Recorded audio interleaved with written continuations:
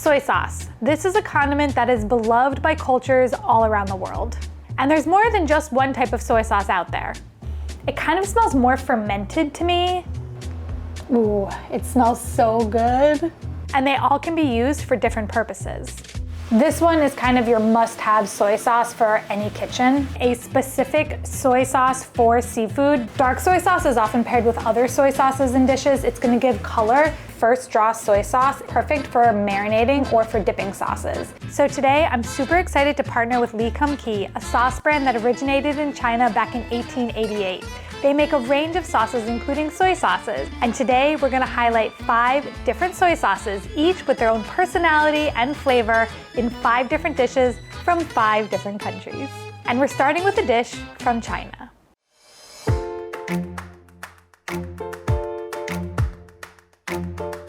Hi, my name is Janice and I'm from Raleigh, North Carolina in the US. The dish that I wanted to share with you today is Qīngzhēng Yú, or steamed fish.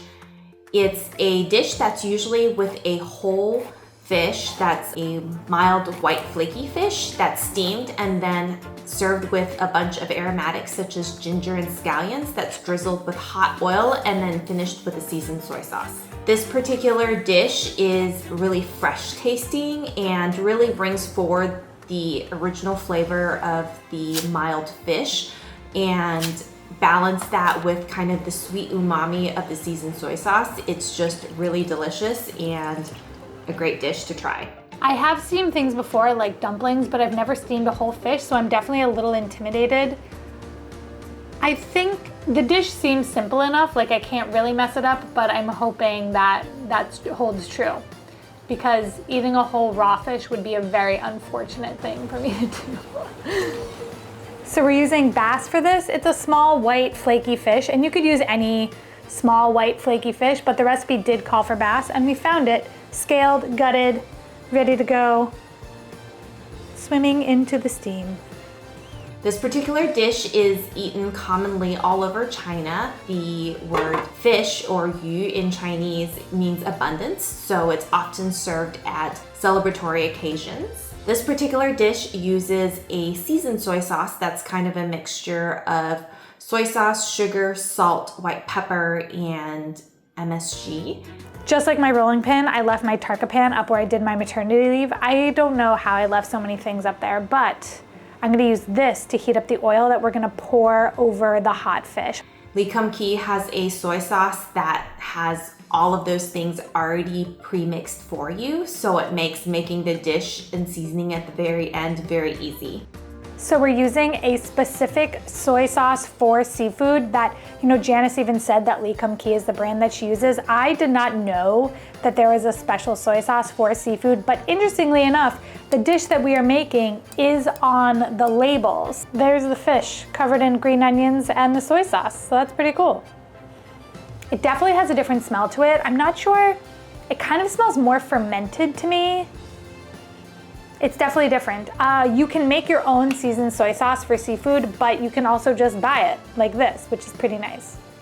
This particular soy sauce can be used not only for steamed fish, but I also like to use it for other dishes, such as seasoning cold dishes, since it has a lot of flavoring agents already with it. Soy sauce is a really important part of Chinese cuisine and one of the foundational seasoning agents that we use to flavor a lot of our different dishes. I think people should really give this dish a try because it's a dish that can be served really fancily for a special occasion, but also when using a fillet, you can make it a quick and easy dish to put on the weeknight table that's really healthy and delicious. I have never steamed an entire fish before, and I've never been served an entire fish like this before, not that I know of.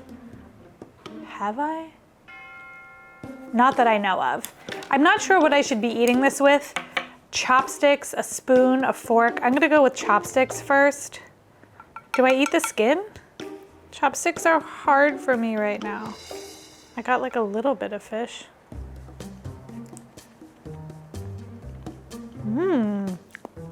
I think I need a better tool because look how tiny my bites are. Yum, that's really good. I can't believe I made this. The ginger and the scallions on top that we fried in the oil is nice and crispy, and you can taste that flavor imparted into the fish. The soy sauce is really good. You know, without the soy sauce, the dish would be quite plain because it's just a steamed fish on green onion.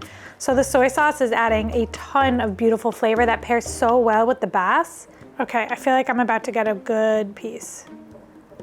Yeah, I did it. I did it, Joe. Oh my God, I love this.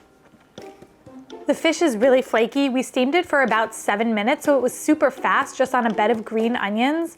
I think that was the right amount of time. We temp checked it and it was about 142 inner temperature, and that's what the internet said was the right temperature for cooked bass.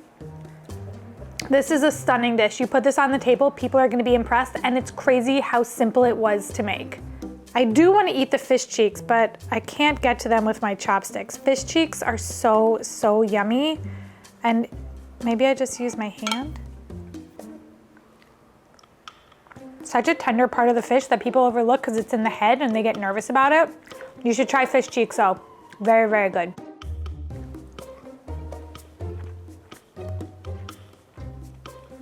This is a great way to eat an entire fish.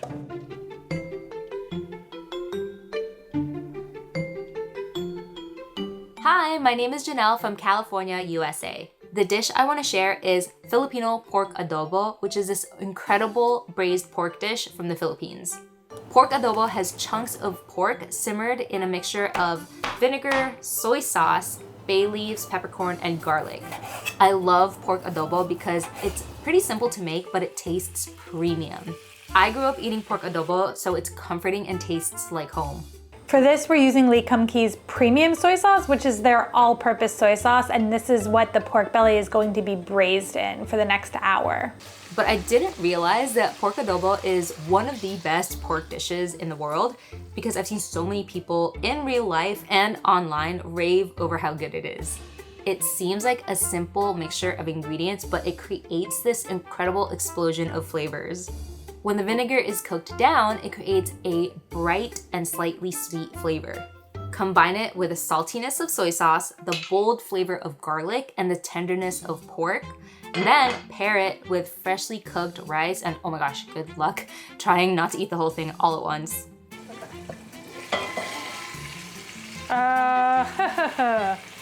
Is this okay? Oh no. I'm not sure what happened. The photo that Jeanelle sent me does not have dark spots on it like ours does. I hope I didn't mess this one up because I was really looking forward to eating it. And I don't know how I could have messed it up. I stirred it occasionally. I followed the recipe instructions. I don't have any more pork belly, so I can't really make it again. I mean, it's probably fine. I don't think it's burned.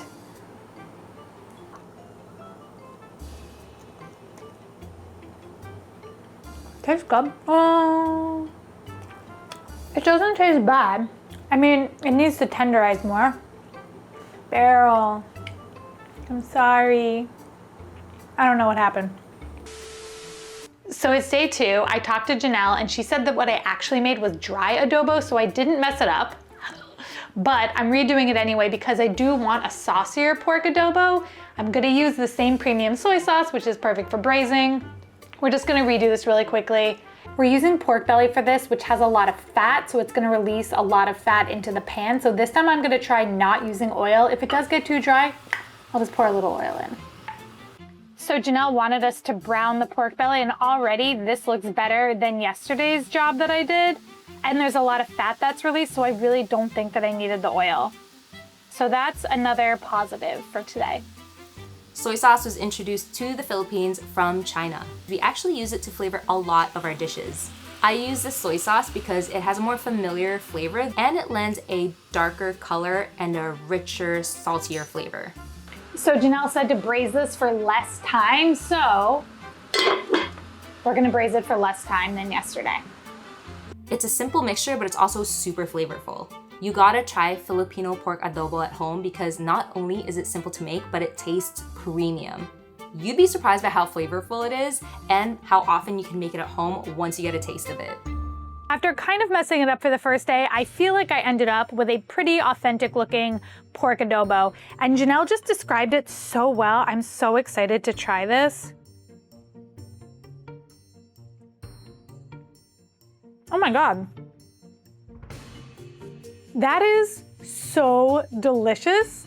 It's the perfect balance of saltiness and kind of vinegariness. Whenever I have dishes made with vinegar, I always think about the Philippines because they cook with vinegar. There's so many flavored vinegars. I learned about that when I did my Filipino grocery store tour with Jeanelle. We braised the pork for around 30 minutes, and honestly, I think that was the perfect amount of time because it is tender, but not like super soft. There's still a bit of crust to everything, which I really like. This is fabulous. I am so glad that I redid this because now I'm experiencing something that's like, makes you want to dance. But like, I don't want to be that girl who does this when she eats food. I'll just be like, yum, yum, yum, yum, yum. I think a couple things that I learned in cooking this is like, number one, if you're using pork belly, I really don't think that you need oil because the pork belly released so much fat. Secondly, the apple cider vinegar, when it cooks down, it's gonna separate from the soy sauce. You just need to keep stirring it and keep your eye on it. That way it doesn't over caramelize like it happened to me on the first day. I'm going in for another piece here. Using Lee Kum Kee's all-purpose soy sauce was definitely the right one because it is for braising, and so it just did its job perfectly. I'm totally obsessed with this dish, and I understand why Jeanelle praised it the way that she did.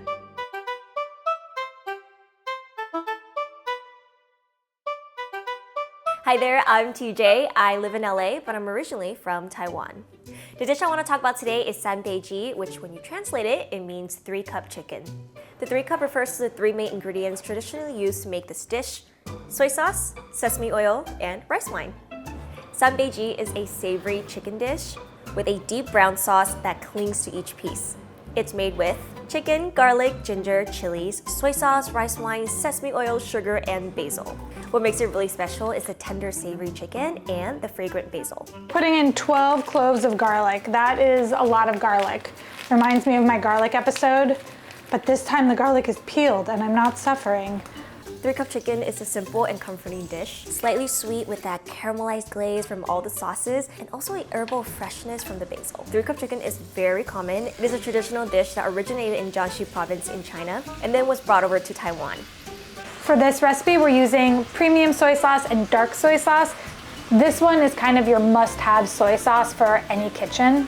Dark soy sauce is often paired with other soy sauces in dishes. It's gonna give color that's rich and glossy and makes your dishes look totally beautiful. Every family kind of have their own recipes. Some people might use a combo of light soy sauce and dark soy sauce. They might use Shaoxing wine or sake. It is a very classic dish that many people have grew up eating. Home-style Taiwanese cooking is just so comforting. It's simple and extremely flavorful, and that's what this dish is all about. The color is beautiful. Wow. So San Bei Ji uses regular or light soy sauce and dark soy sauce. For me, personally, I always think light soy sauce or regular soy sauce for the savoriness, for the saltiness, and then dark soy sauce for the color. We're gonna cook this uncovered so that the sauce gets thicker, but the color is so beautiful and appetizing looking, and it smells really, really nice. You can smell the garlic and the ginger, and of course the soy sauce and sesame oil, but the Shaoxing wine is something new for me, so I'm excited to try that. I think we have to smell it. It's kind of fermented smelling, a little bit like alcohol and rice. It reminds me of mirin. I sniff a lot of things on this channel. This is a new one, I like it. Soy sauce is everything in Taiwanese cuisine, okay? We have braised pork rice, we have beef noodle soup, and even if the dish itself does not use soy sauce, we're gonna be dipping it in soy sauce with some vinegar and some chili oil. You should try San Bei Ji because it's easy and also comforting in all the best ways. Juicy, savory chicken over some rice. Mwah! Amazing. I feel like this dish looks so appetizing. The glossiness of it from the dark soy sauce It's beautiful. I'm so excited to dig in. Ooh, the bottom of this is hot.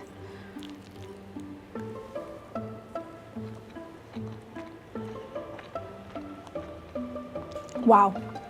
Wow. That is bursting with flavor. Oh my goodness. And very simple to make. It's not overly salty, even though we did use 2 different types of soy sauce. It's spicy from the chilies that we put in there. The ginger and garlic, the aromatics of them have really brightened everything. The only thing is I'm a little bit worried because everything is this beautiful color. I can't tell what's garlic and ginger and what's chicken. Gotta be careful in here. The Thai basil really rounds out all the flavor. I haven't cooked a lot of Taiwanese dishes on the show before. Taiwanese food, in my opinion, is not that mainstream, at least not like Korean food or Japanese food. So it's cool to be able to try something that's also home-style cooking. And this, if I had this at home, I mean, I'm having it at home, but if I had this at home more regularly, I'd be very happy.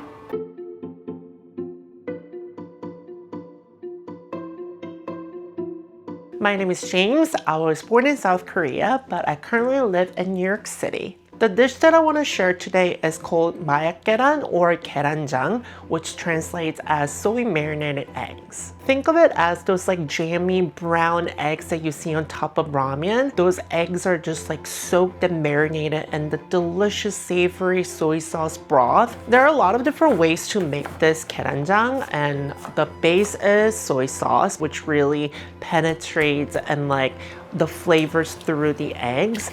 Compared to how much effort you put, the rewards that you are tasting are just so incredible. So James said to boil these for 6 minutes and 30 seconds for a runny yolk or 8 minutes for a soft-boiled yolk.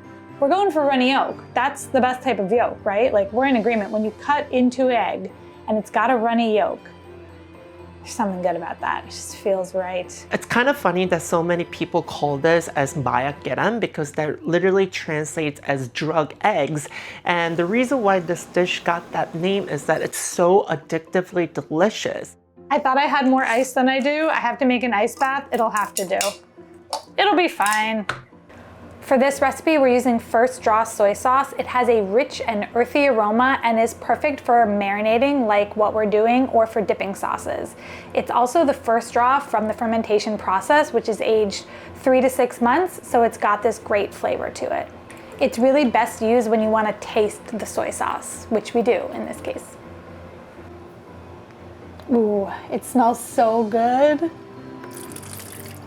For this type of dish, you want to get the light soy sauce. In Korean cuisine, there are 2 different kinds of soy sauce. We have a all-purpose regular soy sauce that is basically light soy sauce, and we have called 국간장, which we use more for seasoning soup. So we call that like a soup seasoning soy sauce, and it's like saltier. But because we're creating a marinade to soak in the eggs, we want the soy sauce to be a little bit light, not too salty, but kind of provide the flavor foundation for other things to absorb and just kind of like let it do magical stuff to the eggs. So you do want to use the light soy sauce for this dish. My favorite bite for this is that you kind of like smash the eggs with the rice and you sprinkle a little bit of like crunchy seaweed or like chili crisp, and you take a delicious bite all over that.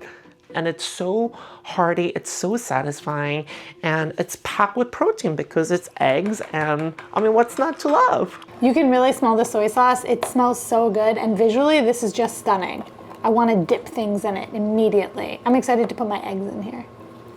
Eggs are really cheap in Korea, and banchan is such an essential part of Korean cuisine. Peeling eggs is only nice when you get big peels. These eggs are peeling so frustratingly. Duh. Stop. Don't show it. I called in some support. We got one nice one. Yeah, look at Leia's egg. I just got lucky because this is my second one.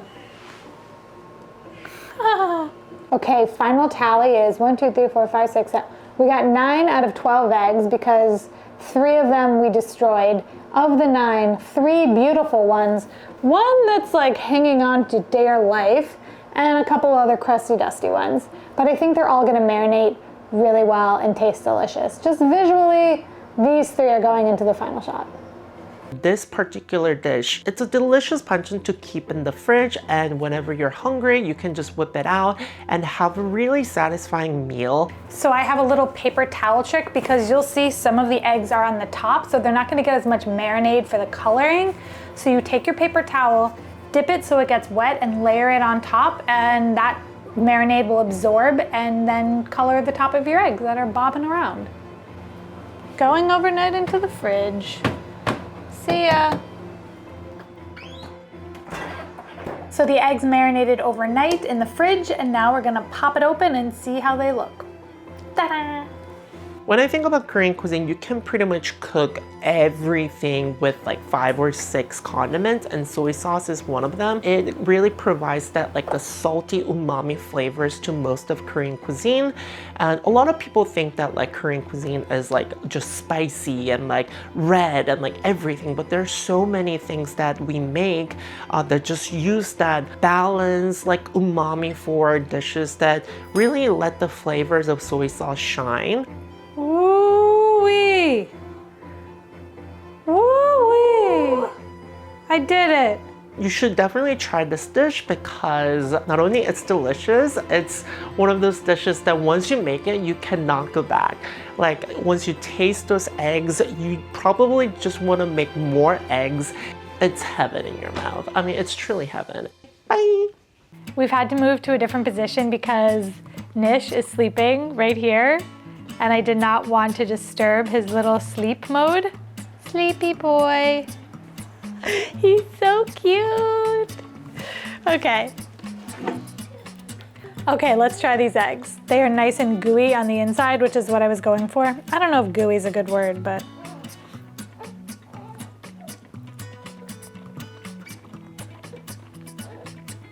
That is so delicious. You can really taste how the soy sauce has permeated the eggs, and so there's a nice saltiness to the dish. Paired with the rice, this is heavenly. This is one of those dishes where you could end up eating a lot of eggs at once. Like, I could probably eat 3 or 4 of these, no joke, with hot rice. That would be delicious, but it would also be a lot of eggs. Like James said about the marinade, you can use it for a lot of other things. I think it would be so great to marinate tofu in it.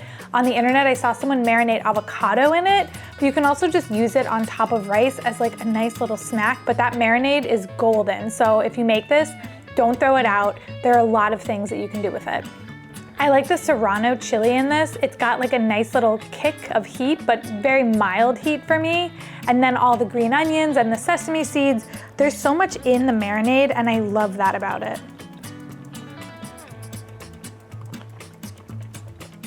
Honestly, you need to try this. You all need to immediately try this at home because it's that good.